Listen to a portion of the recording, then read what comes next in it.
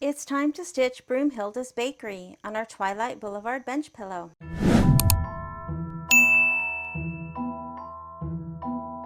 Broomhilda's Bakery is on page 15. I have my fabrics that have all been backed with interfacing, and I have my batting. And here are all the embellishments from the embellishment kit. I have the white leather, the black glitter, copper glitter, and this cute polka dot pink glitter HTV. I have the silver leather and the gold leather, and then it calls for clear vinyl. It does come in your kit. However, I am using this Mylar vinyl. Now on the glitter, the carrier sheet needs to be peeled off. It's a clear sheet on top on the glitter side. That needs to be peeled off before we use that. Let's start Broomhilda's Bakery.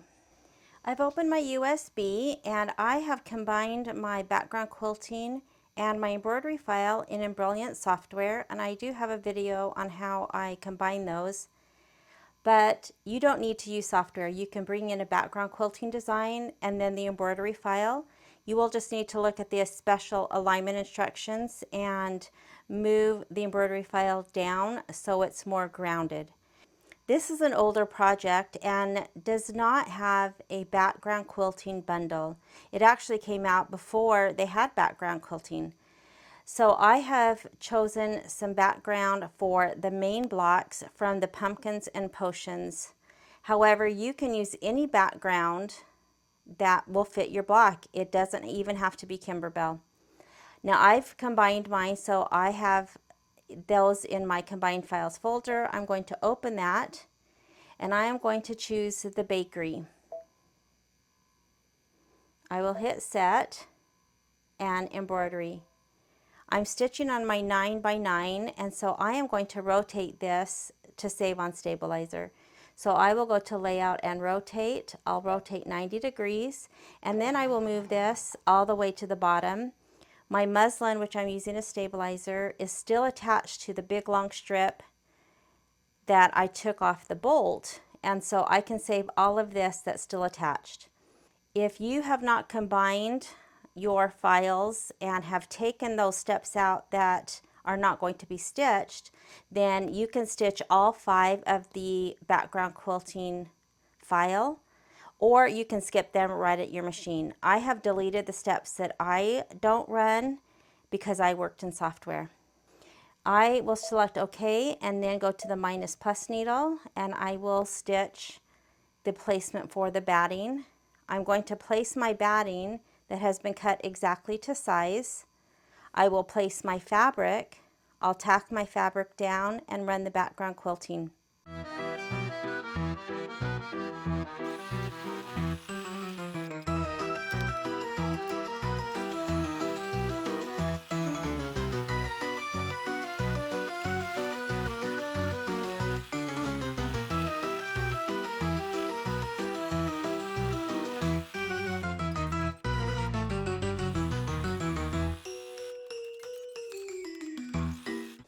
After running this cute little decorative sign detail, it ran the placement for the body of the house and then the little chimney.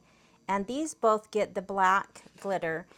Make sure that the clear carrier sheet is pulled off, and I am going to stitch the house portion first, and then when it gets ready to move to the chimney, I am going to manually stop my machine. I'm going to just loosely trim and then put the black glitter up here just so I don't have to waste a whole bunch, and it's easier to cut when they're separate pieces. However, you don't have to do that. It's of course made to just go over the entire 2 pieces. But I am going to put it just over this first, making sure that I have a little bit of extra room so I can trim.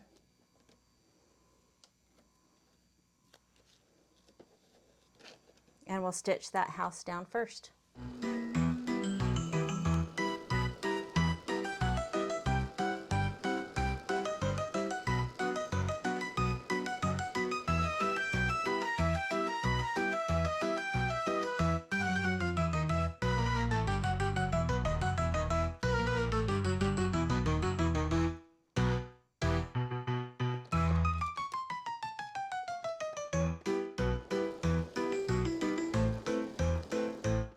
So you can see how I just used that one strip along here, but again, that is not something that you need to do.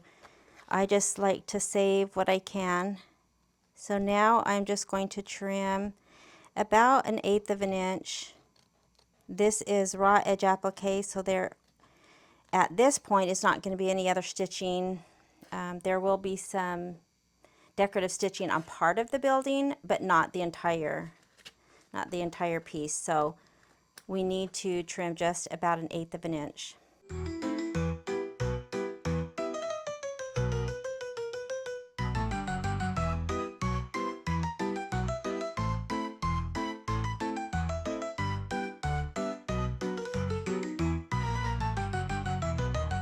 After trimming, I'm going to cover that with a pressing cloth, which I just use muslin, and then I am going to press for about 15 to 20 seconds to activate the adhesive on the back of the HTV. The next several steps will be traditional applique. There is no thread color that is specific for tacking the roof and the windows down. It said thread color doesn't matter. I'm going to go ahead and put my orange thread in, since the little HTV glitter piece will need orange thread. Then we'll do a couple more applique with the door and the leather. So let's go to that point. I will tack all of these down after running the placement and trim.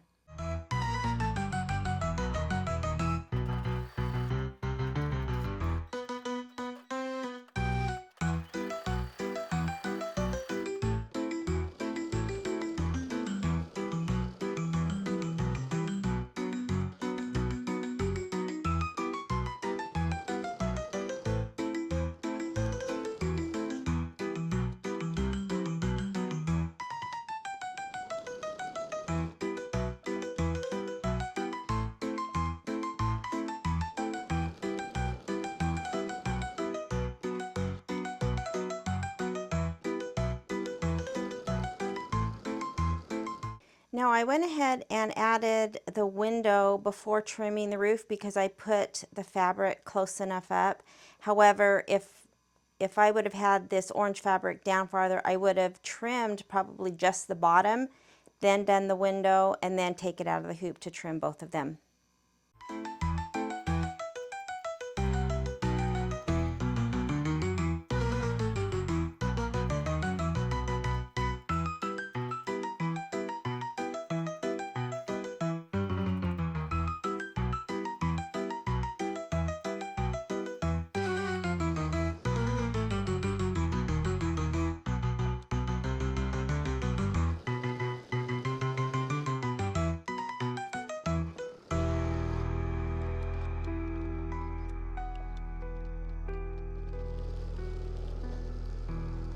I did the same thing with the little circle part of the sign and the door. They didn't interfere with each other. I just needed to make sure, since I don't cut this to size, that this wasn't in the way. It was kind of crooked, so I just moved it out of the way. And that way I just didn't have to take my hoop in and out 4 times. I just took it out twice for 2 sets. All right, I'm going to trim this up, and then I am going to press with a pressing cloth for this little glitter.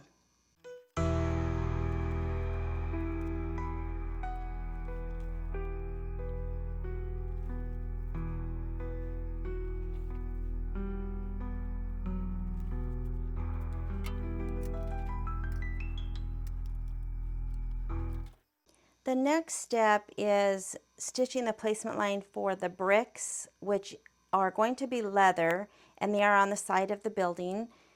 And I noticed that my little green plus sign is way over by the door. You can see here's the little plus sign, and I'm doing the outlining or the placement line for the bricks, and you can see that my green where my needle is way on top of the store, and that's not where it should be. And so I look up here, and it's hard to see because of course this is really small, but I can see that it's got one of those really weird long, I'm calling them jump stitches, but it's going to start at the door, do the 4 or 5 locking stitches, and then jump. And there's just no reason that should be like that. It can't be like that because it's going to be over the door, over the glitter. And so I am going to use my +1 and press that until it jumps over to the bricks. And there you can see. So sometimes I catch these because I could see up here and I could tell where my needle was way over by the door. So sometimes I need to look for those. And if I don't catch them, then I just have to cut that big long jump stitch. All right, so let's do the placement line for these bricks. I'll place the leather and tack them down.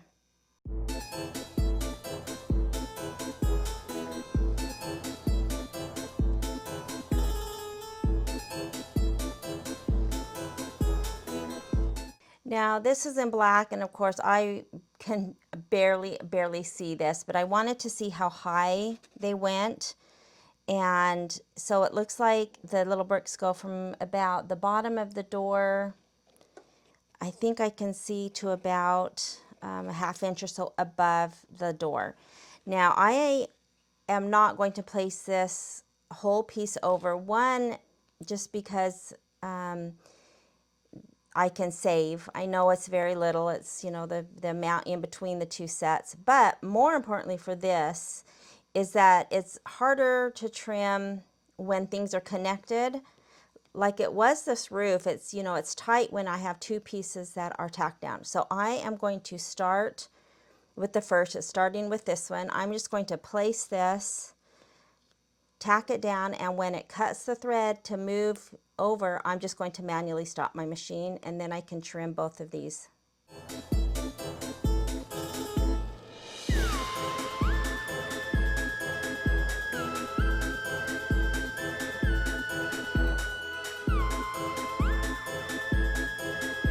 Now with these little bricks, even though this is leather, a lot of time we trim just outside because there's no additional stitching.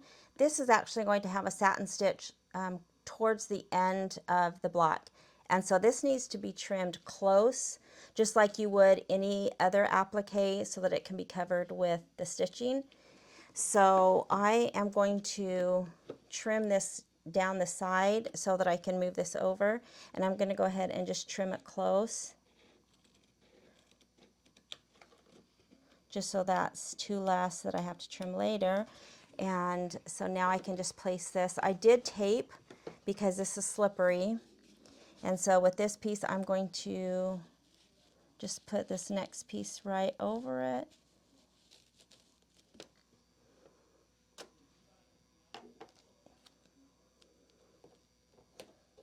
And then I'll run the second.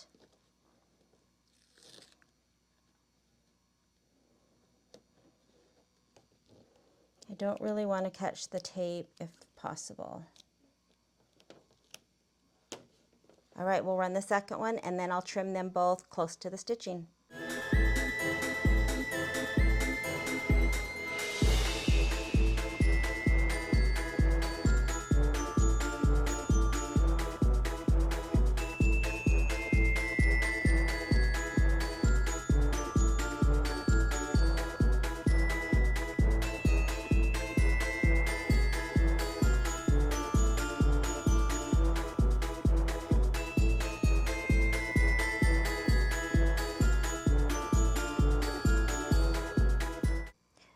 The next step is going to be the placement and tack down of the white felt for the sign, and the directions do call to change to a black bobbin.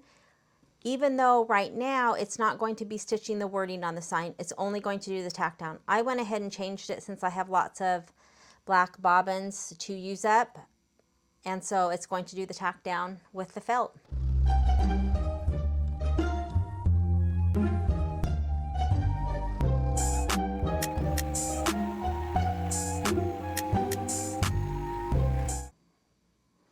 Trimming this felt, I need to go just about 1/8 of an inch outside. There is no other stitching or cover stitching on the outside of this felt. It's a raw edge applique, and there is a jump stitch between the two. So I will just cut it a little bit past the stitching.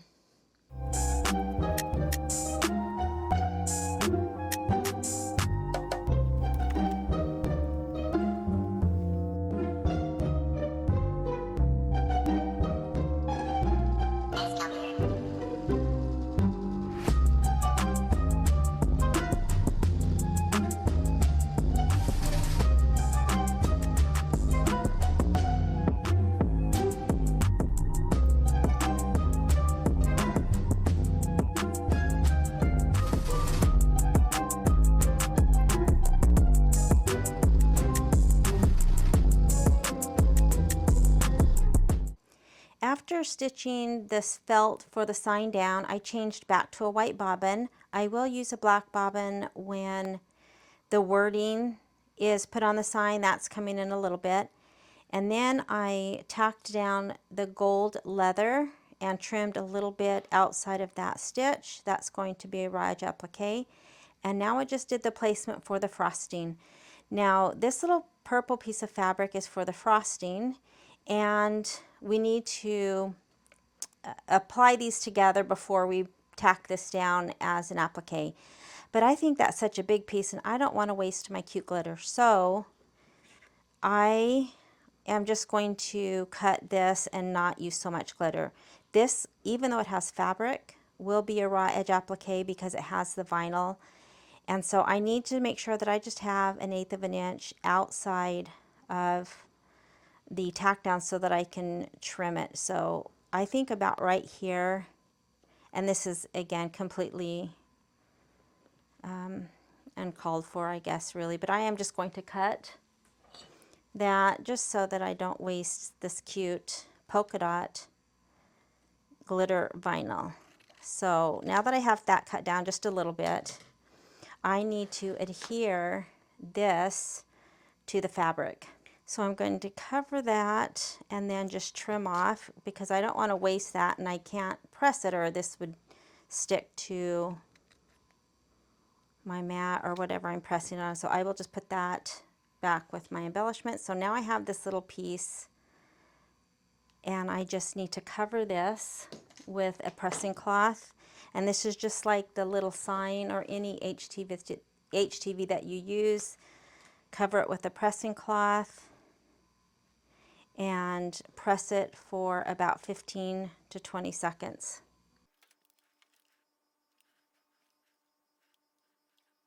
So now this fabric and the glitter are attached together, and so now I just need to place this, and this will be like a regular applique. I am going to go ahead and tape this, just making sure I have about enough covering.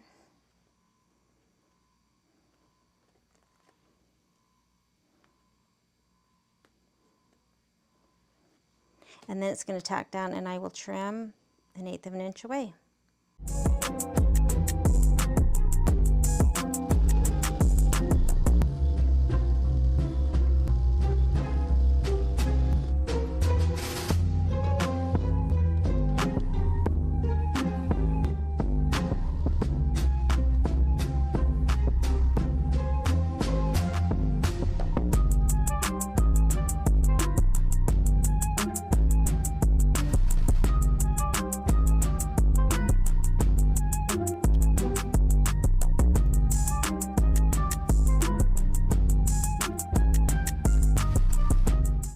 The directions for this little cupcake show to trim out these two little rectangle areas that the witch's feet are going to be stitched on, or legs.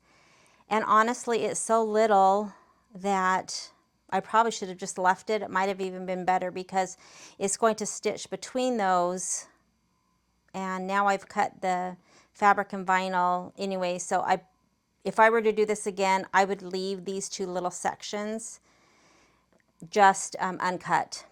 But our next several steps are going to be stitching just details. It's going to do the witch's legs and boots. It's going to do some of the things on the shelf or in the windows of this, and we just have a lot of little details to do. And then we will finish with doing satin outlining around the windows and using our vinyl. So I'm going to go ahead and just stitch all these little details out.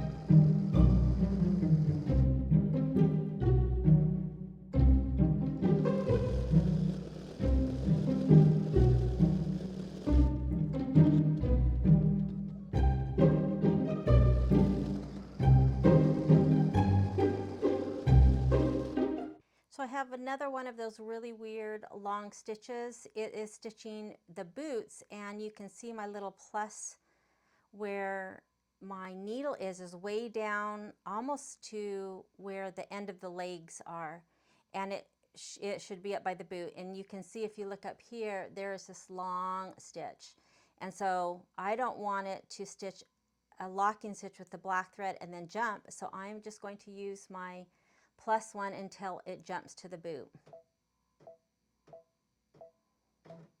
and that's where it should start.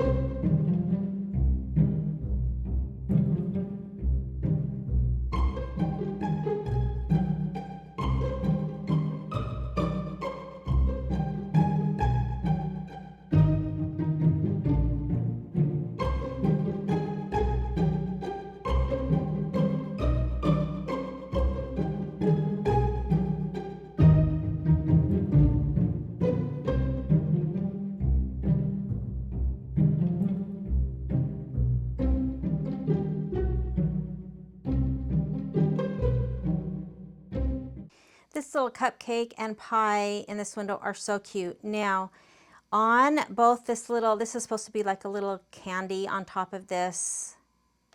This had a big one of those long, I'm calling jump stitches. It started way down here, and I would not have noticed if it wasn't for my needle being way over to the side. And so I just used my plus one until it did the locking stitches and then jumped, and then I started stitching. It did the same thing. It's really hard to see. There is a little light purple, it's, you know, a little topping, a little candy or something on top of this cute pie. And it did the same thing. It started closer towards the end of the pie, and I just moved it forward until it jumped to the center. And so on both of those little pieces on top, I again wouldn't have noticed from my screen. It's just happened to look where my needle was starting, and so I knew that something was wrong because these were stitching on the very tops of these little pieces. Now on this little smoke or steam that's coming off this pie, there are some jump stitches that need to be cut. So I'm going to cut those right now so I don't forget. I think that's good. Now this little witch legs in the cupcake, that is super cute. And there are some jump stitches between these little stripes on the socks.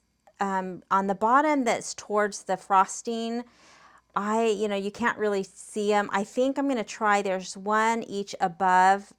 I'm going to try to get these out. They're so little, and I don't honestly know if anyone would even notice that they were there.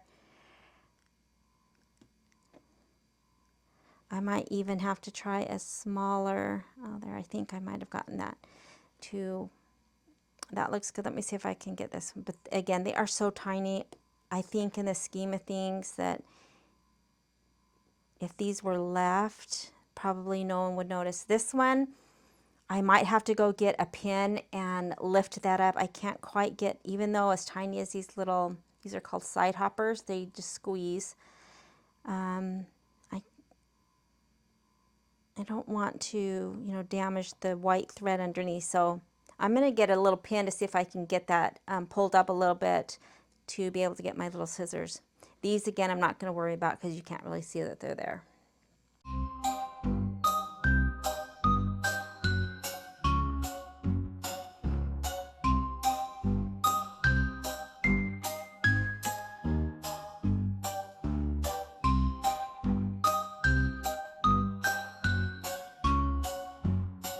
Now the next step is to place the vinyl, and in the embellishment kit it just comes with regular clear vinyl. I'm going to use my little mylar vinyl. I don't know if by the time this is done you'll really be able to see those little flecks of mylar, but I'm going to go ahead and use it. I'm just going to tape it. Now this is going to be raw edge applique, so I just need to make sure I have enough to trim. I have this little piece cut out, so I'm going to put my tape over that. And just make sure I have enough all the way around to trim. All right, I'm going to tack that down.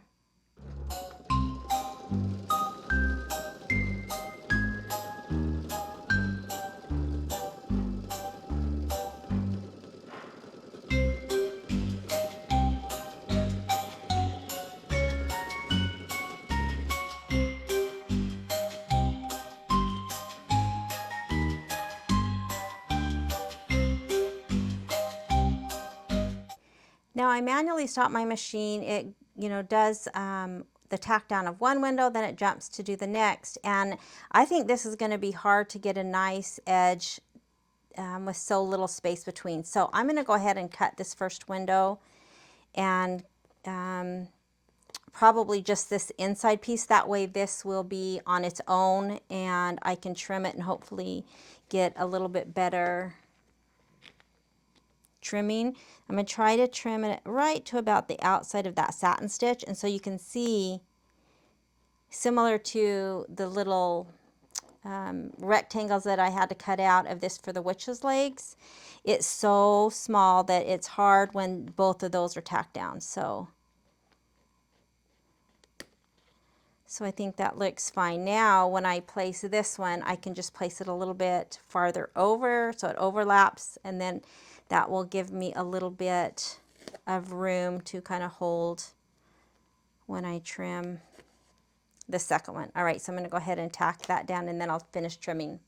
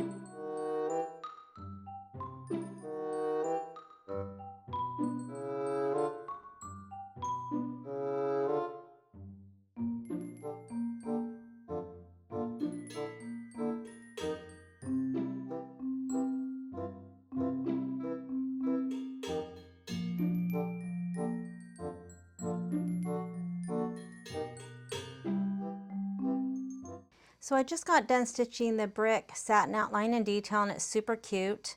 And now it's going to stitch the house foundation and window sill. And that's just on the bottom of the house and under the windows. Then it's going to stitch the fairy light eyelets, and that would be back in black. And so instead of changing, since I just stitched this fill with black, instead of changing to gray and then back to black, these little eyelets don't interfere with the gray that's going to be stitched. So I am going to stitch those first and then go back and stitch the foundation since I have black thread in. So right now I'm on step 38 and there's the 2 window sills. So I'm just going to hit my down arrow, and you can see that the eyelets are way up here. The gray was down here, and so again, instead of changing my thread, I'm just going to go stitch these, and then I will come back and use my up arrow to go back to step 38.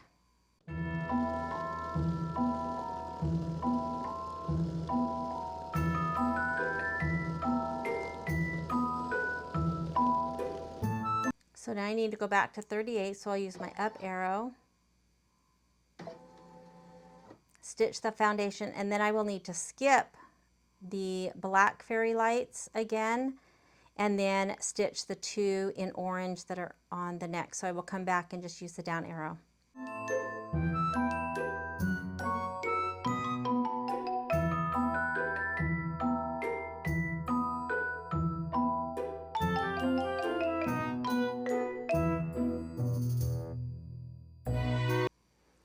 The next step it comes to is those black lights that I've already stitched. So I will just use my down arrow to go to the next, which are the two orange fairy lights on the outside of the roof. And looking at this, I can see that there is one of those little jump stitches that I'm going to forward. If I look on the screen, it is really right over this black fairy light eyelet hole, and it's going to be stitching this one, and so it again will lock off, and it looks like it's going to tack orange thread right on top of that black eyelet and then jump all the way over here, and that's not what I want. So again, I will just use my +1 until this jumps over to where it's supposed to be. All right, so now I can do those two and then continue.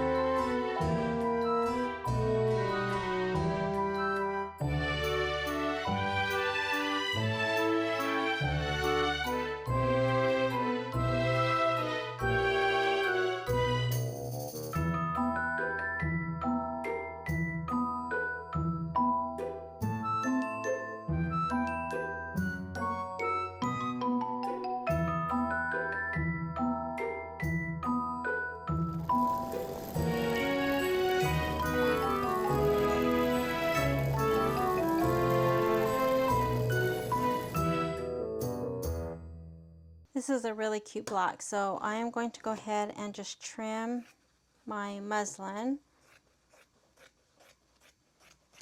And again, you can see how much I saved. If I would have cut this, that's, 6 inches, so that's just all attached to my strip for my next hooping. Now the only thing out of this block that I would do differently would be to trim this black glitter on the actual building a little bit wider. It's not bad on this side, but on this side, I guess I got too close because you can see the bricks at the beginning and the end kind of jut out, but I think that's super cute. It's a really cute block, and I love the little mylar in the vinyl. Cute. All right. Blueberry pies to die for. So cute. All right, we have one more main block to stitch.